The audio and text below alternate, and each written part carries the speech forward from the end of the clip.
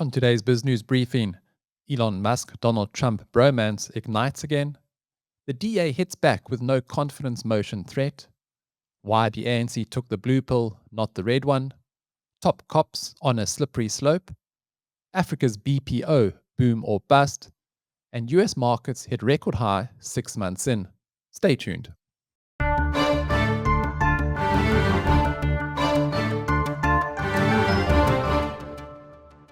It's Tuesday, the 1st of July. I'm Stuart Lohman. Elon Musk has slammed the US Senate's version of Donald Trump's tax bill, criticizing its cuts to electric vehicle tax credits. He calls it political suicide for the Republican Party, Bloomberg reports. Is it making any dent, do you think, from the political standpoint that he wants it to? I mean, it doesn't seem to be. He's been railing about this, from around the time when he and, Donald Trump had their spat, their public spat, which ended with social media insults and seems to still be going on to some extent. That's been going on for weeks, and it hasn't seemed to slow this bill down. In fact, we've seen versions of the bill where instead of sunsetting these consumer tax credits, which make it $7,500 cheaper for consumers to buy an electric vehicle, sunsetting those 90 days from passage rather than 180 days, creating a situation where Tesla could be impacted as early as the end of this year. This would be a real challenge for a company that has already struggled with demand, especially amid all the controversy caused by Elon Musk's support of Donald Trump. Max, you pointed out on X something that we've talked about often on the show, which is the president was quite consistent on his approach to these kinds of incentives, but so was Elon Musk. He kind of regularly said, we'll do away with them because he felt that at least as I understand it, he felt it gave other legacy automakers a leg up that Tesla just didn't need, and now he's upset. Just give us that backstory. Yeah, I mean, historically, Musk's position has been, we don't need the subsidies. And I think one of the reasons for that is that historically the subsidies were going to sunset, this is before Joe Biden, we're supposed to sunset once an automaker hit a specific number. That got gotten rid of, but Musk continued to say he would rather have a level playing field, which sort of made sense because Tesla was the most profitable of the companies selling electric vehicles. That is, its electric vehicles were most profitable. Now, the thing is, over the last year, Tesla's financial position has changed to some extent, right? We've been talking about these sales challenges, sales falling in China, in Europe, and so on. Meanwhile, you have other electric vehicle makers becoming more competitive. That's creating pressure on the company's finances. And I think that's one thing that has changed besides the obvious, blow up between Elon Musk and Donald Trump. But to be fair to Elon Musk here, perhaps, one thing that also hasn't changed on his part is that he's railed against the deficit and debt. So how much do we know that this is the nuance that he's really angry about, or more broadly, his view that we need to rein in spending in America? Listen, I mean, he's railing about the debt as well. While he's tweeting about, the U.S., hurting the clean energy industry, or as he sees it, he's also saying that this bill is going to increase the debt and the deficit. Of course, Musk spent months trying to work on that with Doge, and in certain ways, I guess this bill, he sees it as an affront to those efforts. I think the EV policy and the clean energy policies are a big deal here, whether or not Musk specifically points to them or not, because they will affect the bottom line of the company that, is most important to his portfolio. From that bromance to South Africa's coalition, Helen Zille has warned that kicking the DA out of the government of national unity would crash the rand, deepen unemployment, and open the door to corruption on steroids. She says they won't leave willingly, and is ready to bring a no-confidence motion against President Ramaphosa. She spoke to my colleague, Bronwyn Nielsen. The president can fire all his ministers, so he can fire us, and there are many people in the ANC who want him to fire us. But the fact is that I think the president knows, and many of his ministers know, what the consequences will be. The rand will crash. We'll be lucky if it's 25 rand to the dollar. The economy will go into a tailspin. Investors will withdraw. Unemployment will increase. We'll probably be pushed out of AGOA. Tariffs will go up. The unemployment in the agricultural sector will soar. And South Africa will have one of those huge jolts of history that take us another level down, a big level down. And I think the more sensible people in the ANC know that. And that's why they've been very careful not to kick us out. They want us to leave. They want to do what is called a constructive dismissal on us, which is why they are doing this again and again. But no one knows more than we do what the consequences are of us leaving for jobs, for the economy, for growth, for the future of the country. We also know that Paul Mashatile would then now come in, and he's very closely involved in the lotto tender and a whole range of other things. We'd have corruption on steroids, and we'd have EFF and MK possibly in government. And after Donald Trump showed that kill the Boer chant, sung very gustily by Julius Malema to the whole world, you can imagine the reverberations of that. I was listening to an interview yesterday. You have said you are not going to make it easy for them to get you out of the government of national unity. We're certainly not going to make it easy. They'd love it if we walked and then took the blame for everything that will follow. We're not going to do that, and they know that we're not going to walk out, but we're not going to be treated like a doormat either. And there are lots of steps between being treated like a doormat and walking out. The penultimate step to walking out is to do a motion of no confidence in the president. Now we've done the sums, we've done all the adding up, and we think we can get to 196 or 197 votes to outvote the president. And that would probably succeed, because I've never seen the ANC bring all its parliamentarians into the House ever, not even when there's a 3-line whip. There's always someone doing something else, shopping or in a hotel room with someone or overseas or somewhere. And so it would be very, very close if we got 197 votes, absolutely. And Ramaphosa would know that his life was on a string. And if we're not there, it's very likely that the ANC will internally recall Ramaphosa, as they've done to all of the other presidents, except Nelson Mandela. So he knows what's at stake. And they all know what's at stake. And we are going to take intermediate steps from doing nothing is not an option. We're going to take intermediate steps until such time as we have to take the big one, which is a motion of no confidence. You can watch the full interview on BizNews TV on YouTube. An alternative to the DA coalition would be the EFF. However, the ANC Snuki Zikalala highlighted why the ANC took the blue pill and not the red one. He spoke to my colleague Alec Hogg 2 years ago. Well, we have a framework on coalitions, and our document states very clearly of the ANC, which we influence in terms of it to be adopted, because we as Veterans League said that we cannot form coalitions without a framework. And there are 7 pillars of that framework. One of them, we are saying coalitions must be based on a common minimum program, a citizens' charter that focuses on measurable targets to service delivery and development in the communities. Such a program must be made public and be subjected to discussions by the community.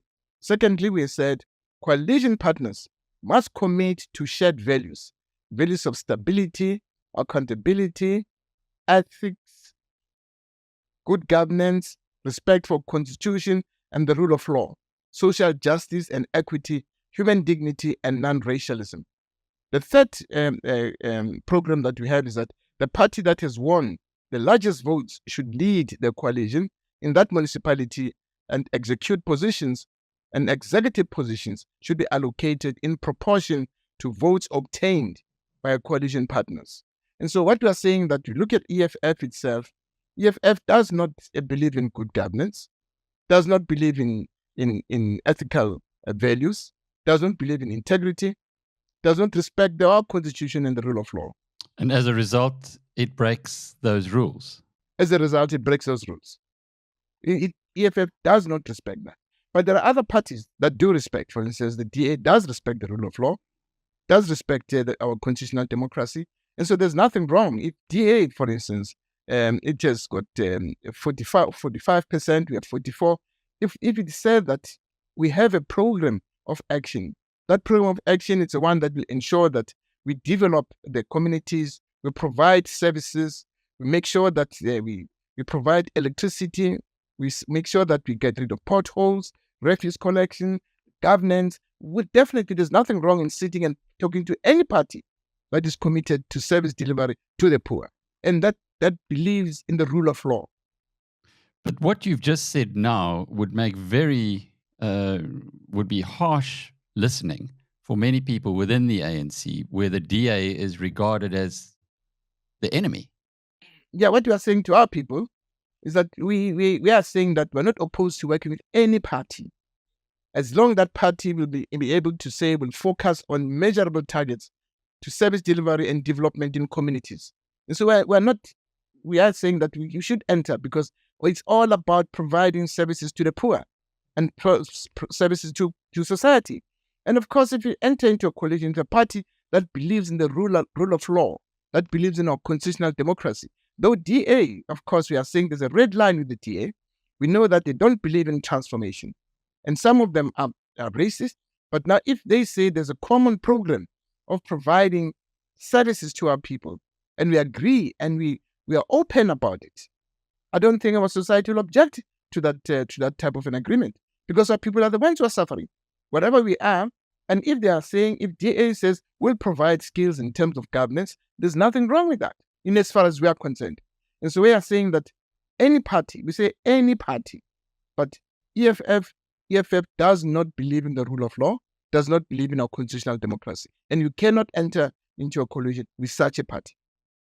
At Sun Exchange, we make going solar simple, profitable, and completely risk-free. Join over 100 satisfied South African customers already enjoying the benefits of risk-free solar. Start saving today. Visit sunexchange.com and join the solar revolution.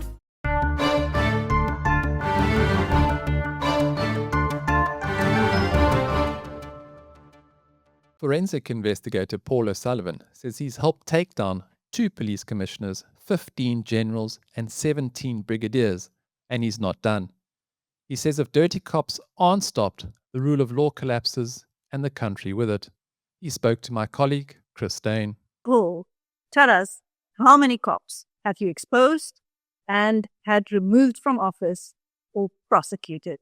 Well, I think in the last, shall we say 20 years, been 2 commissioners of police, 1 head of Hawks, 12 generals, and 15 brigadiers. But I can't say I was personally involved in everything that happened last week, but I was certainly gunning for those people too. And if I add those 5 generals and 2 brigadiers into the mix, it's now 15 generals and 17 brigadiers. And a whole host, I don't keep count, of all the colonels, lieutenant colonels, majors, captains, and all the rest of it. But I just want to make it clear also, it's not that I'm gunning after these cops. It's just that if I don't do it, and nobody does it, we have a broken criminal justice system. And then what? If the rule of law doesn't exist, this country is finished. And we're already having a lot of problems, major problems. I've been involved in policing in this country since the late 80s. Now, and I left the police in, I think it was 2001. And it was Jackie Celebi that forced me to leave the police. He booted me out. So that was a mistake on his side, because after that I went for him. And then I went for all the people that protected him and tried to shield him from the criminal justice system. And then I decided probably around about 2015 or so, okay, or 2013 or so, something like that. I thought, okay, you know what, I've done enough now. But then another dirty cop popped his head onto my radar screen, and I don't know, something just got the better of me, and I decided to go for him too. And up to now, I just haven't been able to stop. So I keep at it. And I think I'll probably keep at it until I'm not able to do it any longer. And the best part about it is I don't get paid a cent for any of this.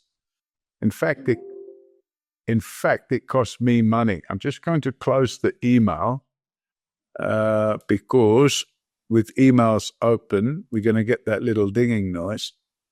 Okay. So I don't get paid a cent. Nobody pays me for all this work. And as I made the point, it actually cost me money. It cost me quite a significant amount of money. I said, what is it now?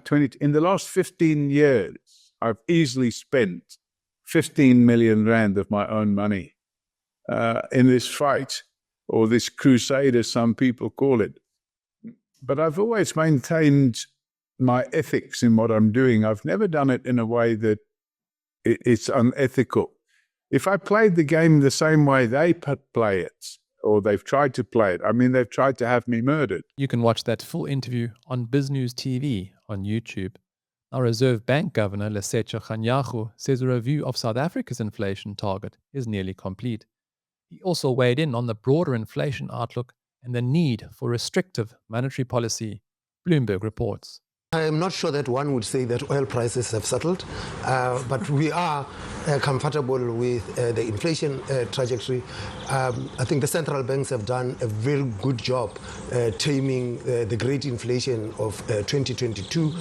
What we didn't figure in our analysis was that there could be a shock, and that shock would actually come from policy in the form of tariffs. But there was also a shock that comes as a result of the geopolitics.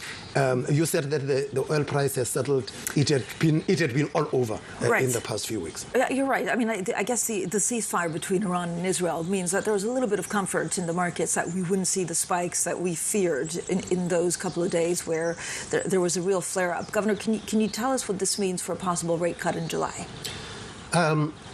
I think that what you should worry about is what the inflation trajectory looks like. Then you will know where rates are going. I'm just one member of that committee. I do not know the views that everybody will be holding in the committee. You go into the committee with a view, and then you must be willing to be persuaded, because the other committee members would have different views. We have a fairly robust debates. What we have had so far has been that inflation has been contained at the lower end of our inflation target range, and this actually has given us an opportunity of what central bankers call opportunistic disinflation, which means that you use a low inflation environment to anchor inflation expectations at that level. But Governor, for you personally, do you think there's scope to cut next month? This month? Oh no, come on, Francine. Of course, you know what the answer is. If you wait until the end of the meeting this month, you will know which way the rates are going. Okay, I'm not very good at waiting, nor is the market, but we'll do that. Governor, look, the South African Reserve Bank has also made a pretty forceful argument for adopting lower inflation targets, which has been undergoing a review. Is now the right time? Well, this work has been done, Francine.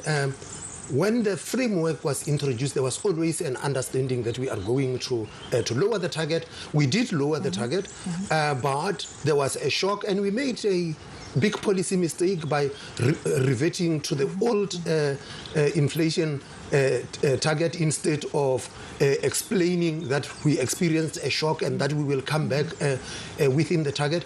In 2020, the National Treasury launched a macro review, and part of that macro review included a revision of the monetary policy and the inflation target. And one of the recommendations was that the inflation target should be lowered to 3%. Since then, further work had been done between the Treasury and the South African Reserve Bank. Our teams had been working very hard.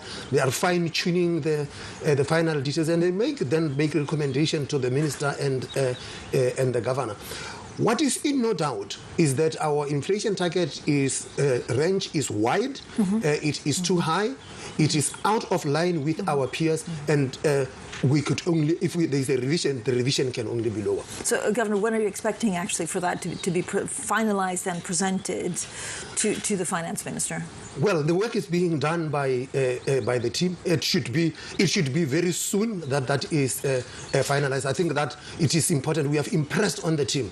There is an opportunity right now of using, as I had said, opportunistic disinflation, and that the sooner we finalize that, the better. But, Governor, why absolutely make sure that you have the support of the finance minister? I mean, if you say that you're aiming for a lower target, that would also do the job.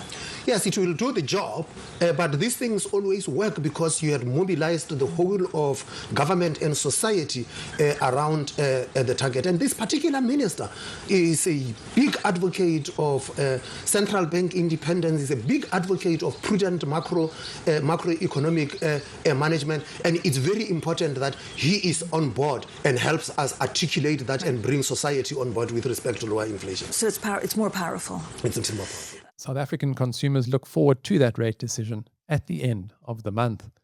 Now, Africa's BPO sector is booming with a 14% annual growth forecast to 2028, nearly double the global rate. But the Economist warns that automation threatens nearly 40% of current jobs. Currently, just 1 million Africans work in BPO, about 2% of the industry's global workforce.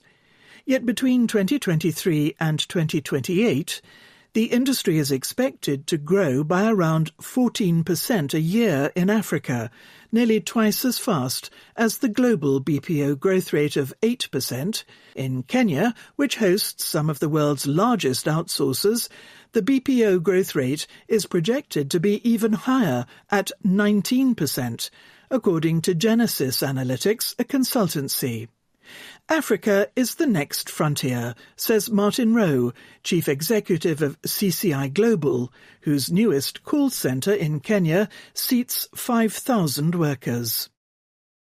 Anglophone Africa, in particular, has always had some advantages in attracting BPO firms. Its youthful population is increasingly well-educated, with strong English language skills. Bosses claim many Western customers prefer the sound of what they say are more neutral African accents to those of Indian English speakers. The continent's time zones are convenient for businesses in America and Europe. In the past, all that was not enough to tip the scales away from Asia, yet this time may be different. Kenya's long-awaited national BPO policy, due to be unveiled in July, aims to create 1 million jobs in the sector over the next 5 years. Nigeria launched its Outsource to Nigeria scheme in 2024. Both offer generous tax breaks and subsidies. South Africa's even doles out cash grants for new jobs. The biggest challenge is AI. Many basic tasks have already been automated. A decade ago, Graham Parrott, a British entrepreneur, founded one of Ethiopia's first BPO firms, which closed during the pandemic.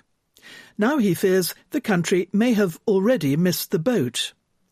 Bobby Varanasi, a consultant, argues that the industry is being completely hollowed out at the bottom. A report by Genesis Analytics for the MasterCard Foundation estimates that more than 40% of tasks in the BPO industry in Africa are at risk of automation. Mr. Rowe of CCI argues that there will be continued demand for more complex and emotional services only humans can deliver.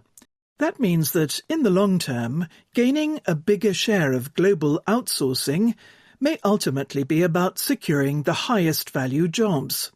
For governments, investing in education may be the best hedge against being left behind. Wall Street closed the second quarter at record highs, with the S&P 500 up 25% since April, its best quarter since 2023. Tech led the rally with the hopes of rate cuts. Bloomberg reports. The stock market closed at record highs on the final day of the second quarter, and the S&P is now up roughly 25% from its April lows, giving the benchmark its best quarter since December 2023. Today, the S&P broke above 6,200 with tech shares leading the charge. Sam Stovall is the chief investment strategist at CFRA Research. Right now, the S&P 500 is trading at 2 standard deviations above its 20-year mean. It's more than 1 standard deviation above the 10-year mean. That is Sam Stovall from CFRA speaking earlier on the Bloomberg Business Week Daily radio program. By the way, much of the market's gains have been tied to the hope that the Fed will be resuming rate cuts. And today, Goldman Sachs projected a cut in September as the inflationary effects of tariffs look a bit smaller than expected. There's an adage that markets go up to the right, and long may it continue. And that's it for today's show. A big thanks to the BizNews production team, and from me, Stuart Lohman. Until next time.